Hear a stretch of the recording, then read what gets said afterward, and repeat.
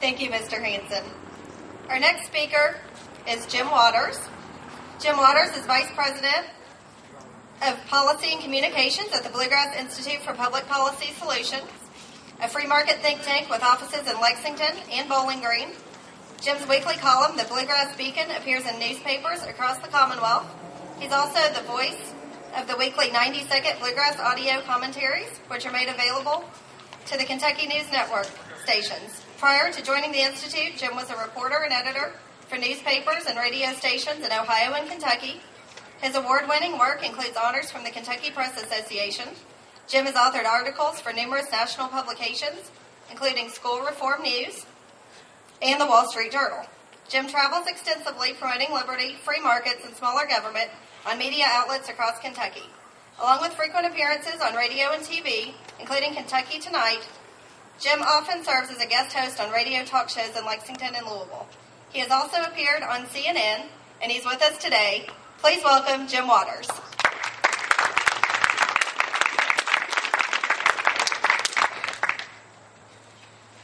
There's only one thing more dangerous to those who would destroy our liberties, spend our children and grandchildren's inheritance, and trample on our Constitution than a free and equal Kentuckian. There's only one thing more dangerous to those folks than that, and that is an independent Kentuckian who knows he or she is free and equal and begins to act like it. That'd be a great place to clap right there.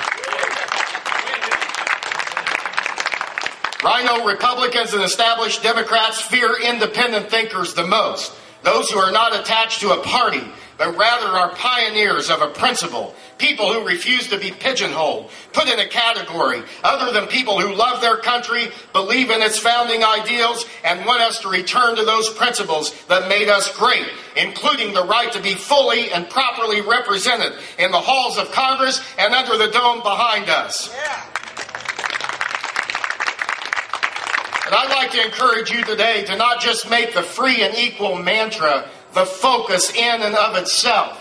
Rather, we need to walk it out and live it out and let those who are independent of the political establishment that's been in charge of this country's capital, state houses, and city halls for way too long know that you are here as free Kentuckians to lead our country and Commonwealth back to liberty, back to self-governance, and back to greatness. I'll tell you, it's tempting when you feel like you've been marginalized or ignored or left out of campaign debates or buried in Section D of the newspaper. It's tempting to live with a chip on your shoulder. But I'd like to encourage you as candidates and us as voters and those of candidates of maybe alternative parties to keep on fighting for what you believe in. Keep fighting for the fair inclusion of all candidates in debates and fair recognition of all running for office on all parties. You know what? I don't understand why these debates don't include all candidates. What are they afraid of? What are the people is setting up these debates afraid of?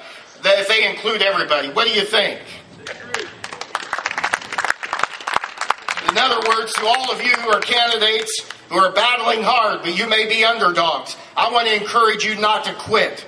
There is a movement stirring in our country and our Commonwealth, and you need to make sure that no matter what the poll numbers say, that your ideas are heard, your voices are raised. Make sure the other side knows. Like my dad used to tell me when we got into a fight on the playground, and I was usually the smallest guy there, make sure they know when it's over with, even if you lose the fight, that they know they've been in a fight.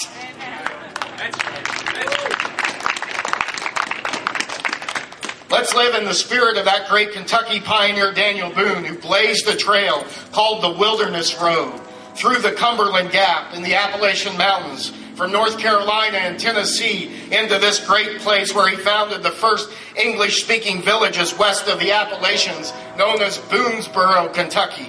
By the end of the 18th century, more than 200,000 settlers had used the route that he had blazed to come and settle in this new territory. Once this territory was new. A trail had to be blazed. A route had to be built. But it's no longer new. We stand today in the shadow of the burial site of Daniel Boone, which is high above this river and city. It is, according to one historian, a high, far-seeing place, like the ones he always climbed to see the land beyond. A monument to the new country in the wilderness which they had helped to explore and settle. When our founding fathers carved out this great form of government, they stood on a high, far-seeing place, and they peered, did they not, with remarkable vision and courage into the future. And they gave us a republic, a representative democracy that was based on a pioneering ideal for their day and time, that certain truths are self-evident, and among these is the truth that all men are created equal, that they are endowed by their Creator with certain inalienable rights, that among these are life, liberty, and the pursuit of happiness. And if I may add, the pursuit of happiness according to how you as individual Kentuckians see it, not as how the pinheads that meet in here see it. Our founders blazed a trail of freedom that resulted in the freest, greatest, strongest, and most powerful nation in history. Many have crossed that trail since those early days when our founders saw that in order to blaze that trail, they would have to collaborate, they would have to work together where they could, and they would have to respect the right to dissent and disagree. But through it all, they never lost sight of their common enemy, a tyrannical king and system that threatened their livelihood and liberty. Today, we stand on another high, far-seeing place. We may have some different views on different issues, but we must stand together and we must see that our liberties and our livelihoods are not threatened. And we must allow that pioneering spirit that's a very part of our DNA to bring us together to face the common enemy that we face today, that sees government as the grantor rather than the guardian of our liberties, that shuts out candidates with dissenting views, and that once again rattles chains of slavery and promises us lives of failure. I, for one, do not plan on standing by without doing my part. I may not win, but somebody's going to know they've been in a fight when it's over with.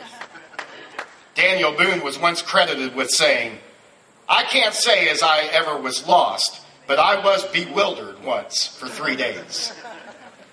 I don't think we've ever really lost our founding principles. However, I don't know about you, but I have been bewildered about how the current crop of self-serving, constitutionally illiterate lightweights in Washington and Frankfurt have been able to trample on our freedoms and rip our founding documents to shreds, claiming they don't matter anymore. Yeah. Pioneer Daniel Boone, who blazed the trail, would have disagreed. He would have disagreed. So we stand today. And from my vantage point, on this high, far-seeing place, I see a movement. I see a movement, not a party.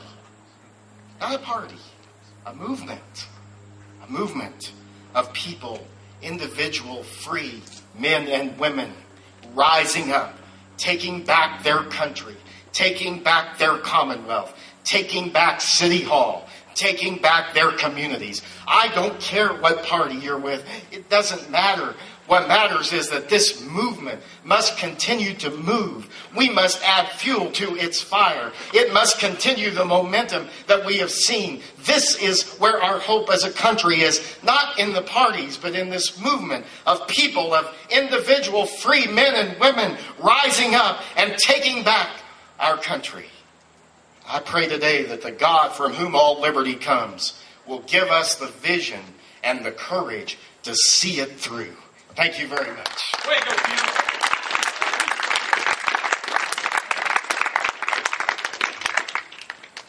I want to introduce the next person. I guess it's my job to introduce Phil Moffett, who is a friend and just an all-around good guy, a good candidate for governor. Phil is managing partner of CCS Partners, a Louisville telecommunications management firm. He founded School Choice Scholarships, which has helped over 3,000 Kentucky children escape failing schools with private support. That demands some applause right there, I think. You all know how I feel about that issue. But as a Tea Party activist, Phil is concerned about Kentucky's excessive debt and unfunded liabilities, inadequate schools, and bloated government bureaucracy. He is a University of Kentucky graduate and lives with his wife, Christy, and their 4 children in Louisville. He is a 2011 candidate for governor. Let's have it and give it up for Phil Moffett.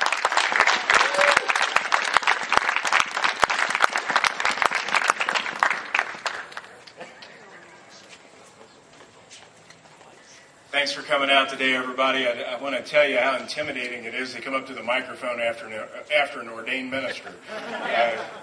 I'm afraid my speaking skills are going to be a little bit less than his, and maybe not as energetic, but maybe I can plug into him someday and get some of that energy out of him. You know, this is about liberty, folks.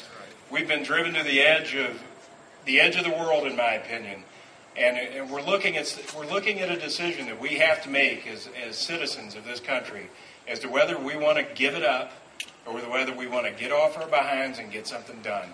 We have liberty staring us in the face. We have people standing up, reading the Constitution, becoming more and more involved and more literate about what happened 230-something years ago than ever in my lifetime, and maybe more than the last 200 years. And we need to get active, stay active, and get the right people in office. And if we don't change things, we fall into the same trap that Europe did, and we'll be right behind them, folks. Now, let me tell you about some of the things that we want to do. Mike Harmon is my running mate. Mike's over here. He's a state rep from Danville. Mike's an excellent man. He's a Christian conservative. He's a fiscal conservative. And he's a constitutional conservative, which were the 3 top things on my list when I went looking for a running mate. Mike brings a lot of experience to the ticket, and I couldn't be more proud to have him as part of the team. Now let's talk about state sovereignty, folks. We have to stand up as a state. We have to fight back against the federal government. Yep. We have 2 tools left in the Constitution. We gave one of them. We had a 3rd tool years ago, but we gave it away. It was the 17th Amendment. But we still have the 9th and 10th Amendments. We have to use those amendments to stand up to anything that we believe the federal government does not belong. We need to look at every rule, every law, every regulation, and if it does not fit with the Constitution, it needs to be fought with all of our might. And we will do that as your governor and lieutenant governor. The couple of the things that we've looked at, that you may have read about in the newspapers, that to try to give you some of your freedoms back that have been taken from us by the federal government. One of them is industrial hemp. In the 1930s, it became illegal to grow industrial hemp in Kentucky, and Missouri were the epicenter of the industrial hemp world in the United States. And why was it taken away from us? That was the first question I had to ask myself. Well, there was a guy by the name of Andrew Mellon. He was the Secretary of the Treasury in the FDR administration. Andrew Mellon was the richest man in America, the Bill Gates of the day, if you will. Now, it just so happened that Andrew Mellon owned 80% of a brand new company called DuPont Chemical. Well, they happened to have just invented something called nylon and synthetics and plastics. And they needed to get rid of the competition. And the number one competition to that industry at the time was industrial hemp. He had his future son-in-law, who was the head of that day's DEA, draft some legislation to make hemp illegal so that it would pave the way for DuPont Chemical to become a robust and rich company. And they did it. And we lost our liberty, stripped the entire market away from our state in one signature by FDR. Took it away from us, took it away from Missouri, took it away from the rest of the country. We buy industrial hemp products every day in the United States, but we have to import it from Canada to get it. And it's just ridiculous. The arguments against it are that pot, marijuana is the same thing as industrial hemp. There is no more relationship between those two plants than there is in that poppy seed muffin you had for breakfast this morning and the fact that you're going to be a heroin addict as a result of eating it. It's absolutely ludicrous. And we're going to use that 9th and 10th Amendment. We're going to fight against that, and we'll get industrial hemp legalized and put back in to Kentucky's economy, and so that our farmers can grow something that's worth it and make a little money. All right. Yeah.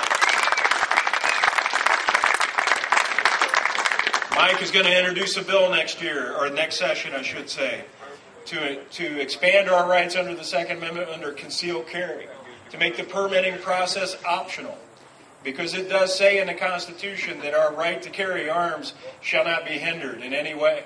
and it's being hindered by our state government today. Mike's putting a bill forward. We're going to make it, if you want to get a permit so that you can get enjoy the reciprocal nature that we have agreements with other states that if you conceal carry in Kentucky, you can conceal carry there if you have a permit. That's still available to you. But if you don't want to go through that process, you can do it on your own and enjoy the liberties that were given to us by our founders. I want to talk about another area of freedom that some people don't think about, and that's public school choice. You guys saw the newspapers this week. They put out a new round of test scores, and to no one's surprise, our kids are failing at such a rate that it totally confounds the people that are even in the system themselves. We have high schools in Kentucky that have been under the Kentucky Education Reform Act since 1991 that are currently graduating 4% of their students where they're strong enough to enter colleges without remedial education. 4%. 20 years of reform to get 4% educated well enough to enter our colleges and universities. I would be willing to place a side bet with anybody here that I could open a high school, have no curriculum, give everybody every day off, tell them to go home and read stuff on the internet, and 12 years later they would come back and 4% of them would be ready for college.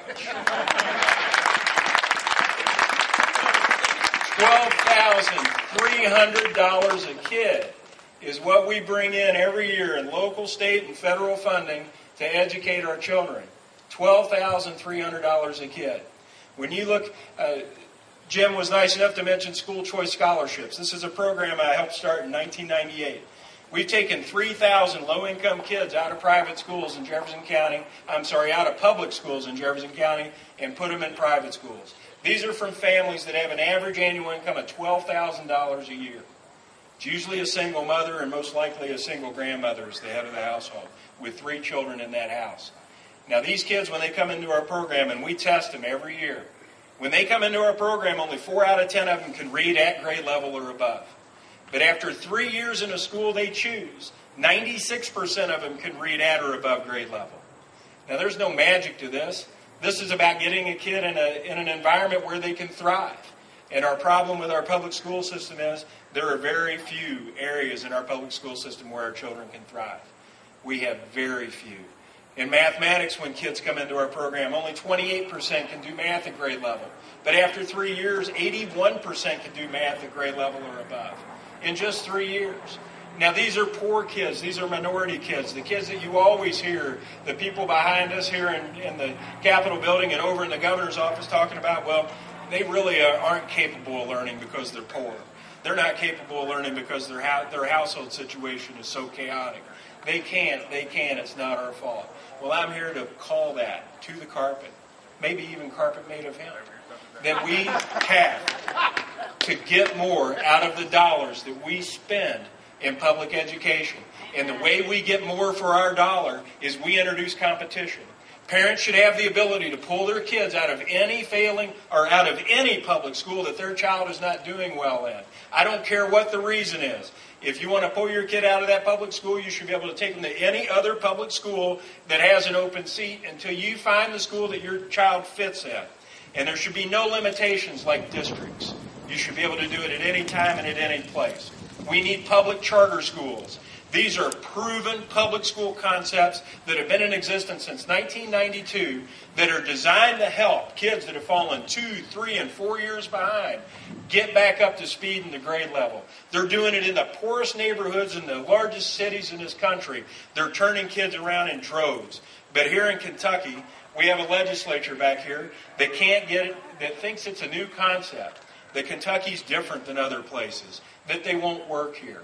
Well, I can tell you, folks, they'll work here just as well as anywhere else, and we have to have them now.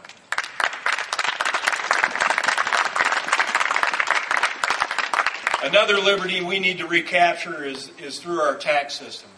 Right now, we have 240 different state taxes, fees, and surcharges that the legislature uses to try to manipulate our daily activity every day.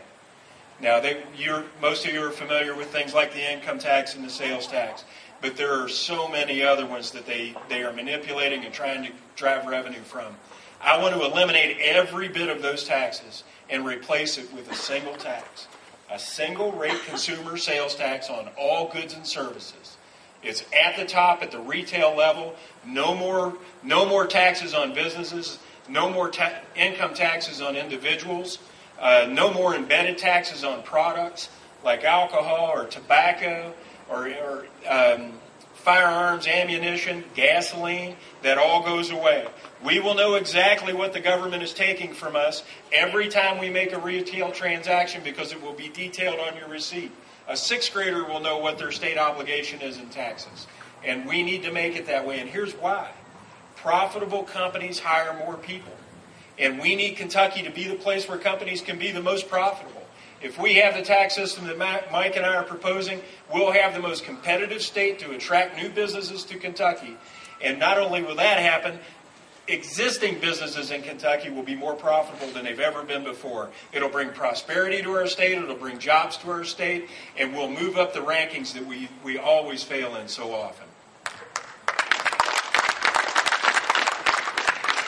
The last thing I want to talk about is making this building behind us and all of the things that they control much, much smaller.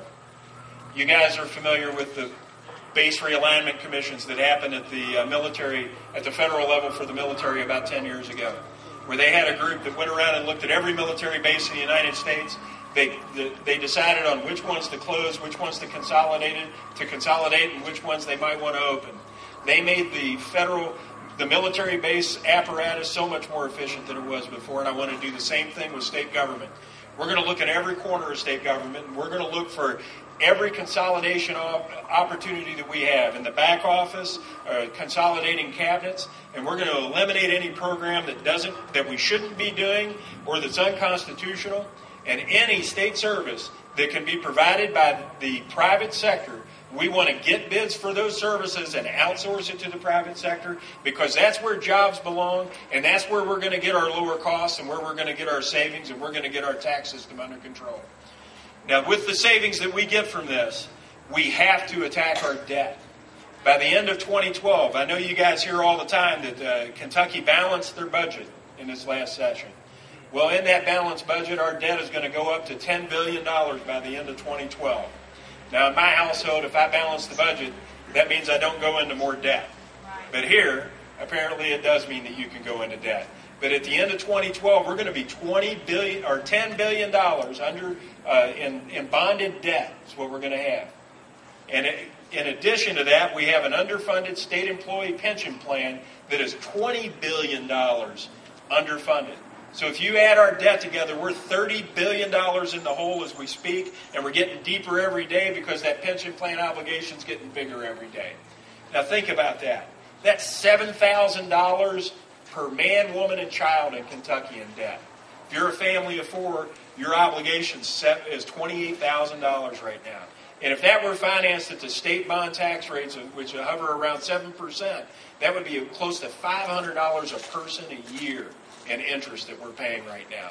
Folks, our debt is 4 times our annual tax receipts in Kentucky. 4 times. If you were to go to the bank and you owed four times your annual income and you tried to borrow a dime, they would laugh you into the streets. They wouldn't lend you a thing. And we have legislators here and a governor that are whistling through the graveyard. They think everything's fine. We can just keep rolling this debt and keep rolling this debt and get it bigger and bigger. Well, someday it collapses, and we're going to be in big trouble if we don't put my tax plan in place and use those savings to pay that down to nothing. Now, folks, it's going to be a tough haul. The establishment is against everybody that has shown up today. I promise you. They're working hard in the background to shut us out of events. They're working hard in the background to keep people from volunteering to support our campaigns. They're going to try to choke off any penny of funding we can possibly get. But we have to stay true, we have to stay strong, and we have to get our state under control. Thank you very much.